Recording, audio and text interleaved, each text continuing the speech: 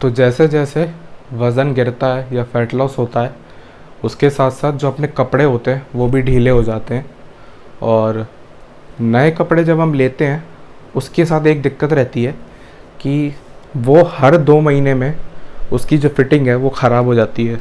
अगर आप अपना वेट लॉस कॉन्स्टेंटली कर रहे हो या फैट लॉस कॉन्स्टेंटली कर रहे हो, तो आप जब नए कपड़े लोगे उस प्रोसेस में, तो वो कपड़े ढीले पड़ जाएंगे। अब जैसे कि मैं अपनी बताता हूँ, जब भी मैं कोई कपड़ा लेता हूँ तो 5 में से कोई एक कपड़ा ऐसा ज़रूर होता है जो कि हमारा फेवरेट बन जाता है, जिसको हम रोज़ पहन सकते हैं।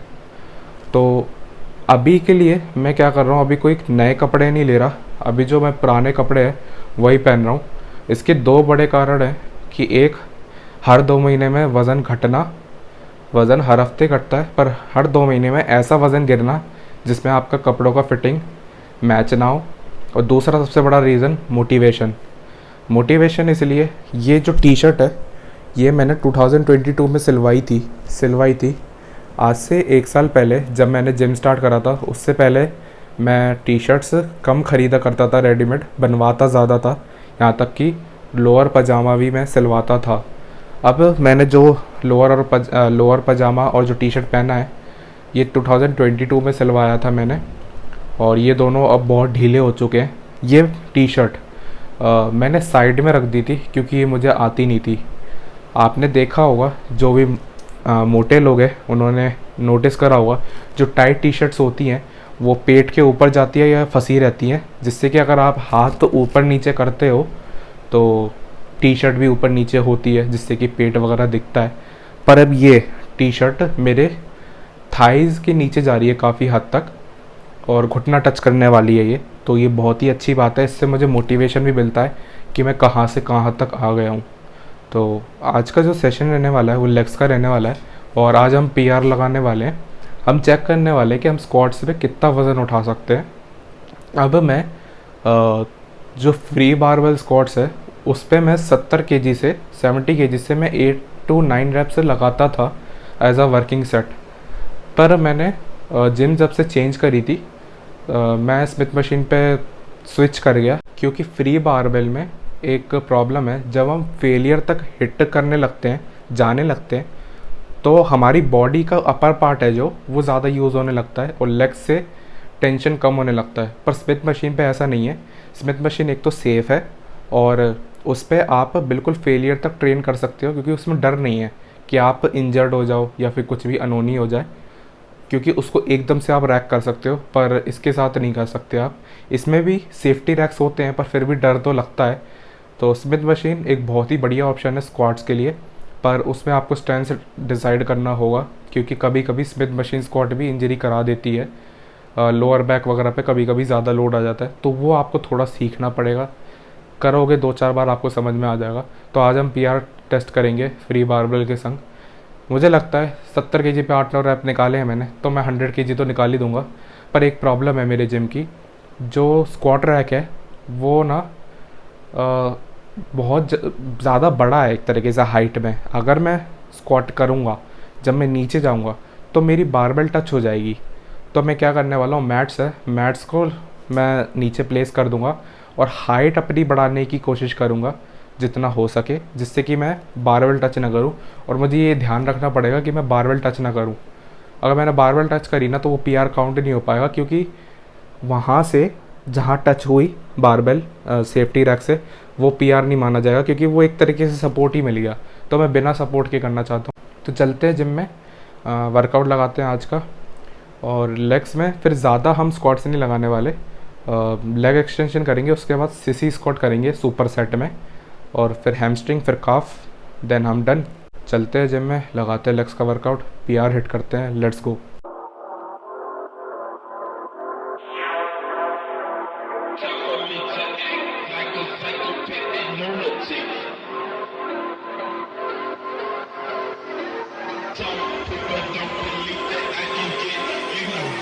I'ma cock my 9, mother.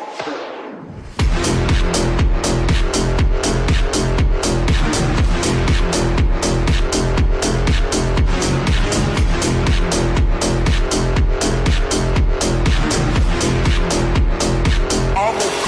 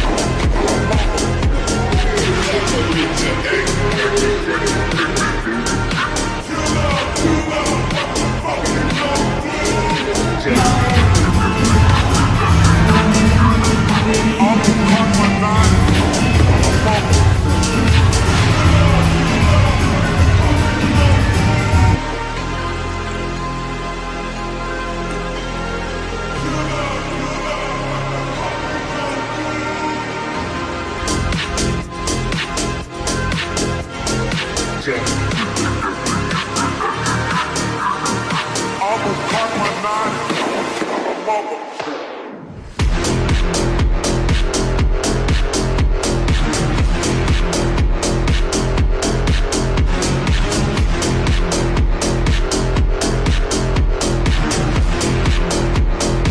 I'ma cock my nine. I'ma cock my nine.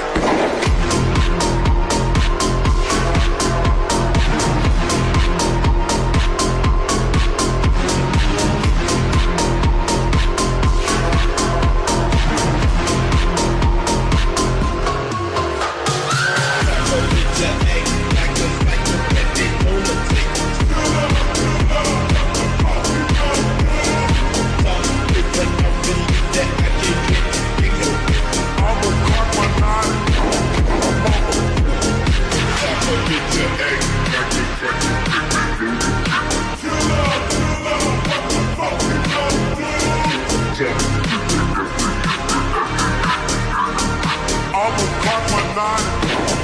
Mother.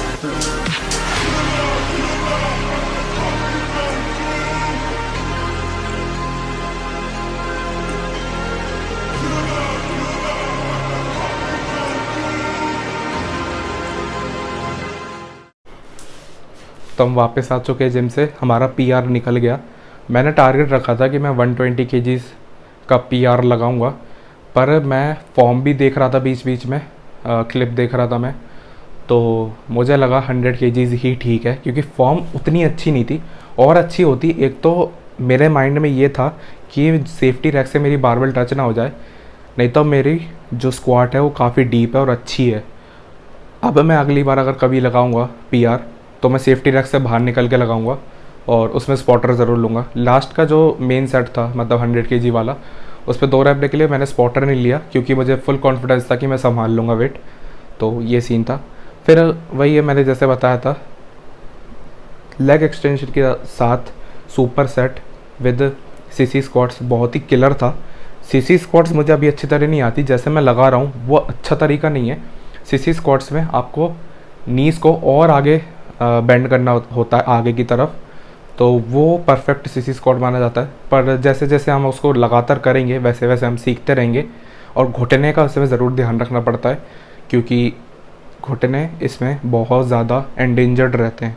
अगर आपके घुटने बुलेट प्रूफ है, मतलब स्ट्रॉन्ग है, तो ही करना, नहीं तो मत करना, ऐसी कोई ज़रूरी नहीं है। मैंने लेग कर्ल्स नहीं करे, लेग कर्ल्स में मुझे मज़ा नहीं आ रहा बिल्कुल भी, सही बताऊँ तो। मुझे सीटेड वाले अच्छे लगते हैं, पर सीटेड का अभी इंतज़ाम है नहीं जिम में, क्योंकि मशीन नहीं है। तो अब मैं सोच रहा हूँ कि मैं रोमेनियन डेडलिफ्ट ही करूँगा, चाहे केबल पे चाहे फ्री बारबेल से, देखी जाएगी, डंबल से भी कर सकते हैं। देन हमने काफ करे। काफ सबसे ज़्यादा मुझे हार्डेस्ट चीज़ लगती है ट्रेन करना, पर करना पड़ता है। उससे भी हार्ड चीज़ एक और है, कार्डियो। तो वो सबसे ज़्यादा hardest workout to a man है। तो यही सीन है आज का। आज मैं वही है पिछली बार की तरह, जो चेस्ट डे था हमारा, 1750 कैलोरी ही लेने वाला हूँ, 1760। तो यही आज हमारा कैलोरी काउंट लेने वाला है। तो मिलते हैं नेक्स्ट एपिसोड में, जो कि रहने वाला है बैक का। तब तक के लिए बाय।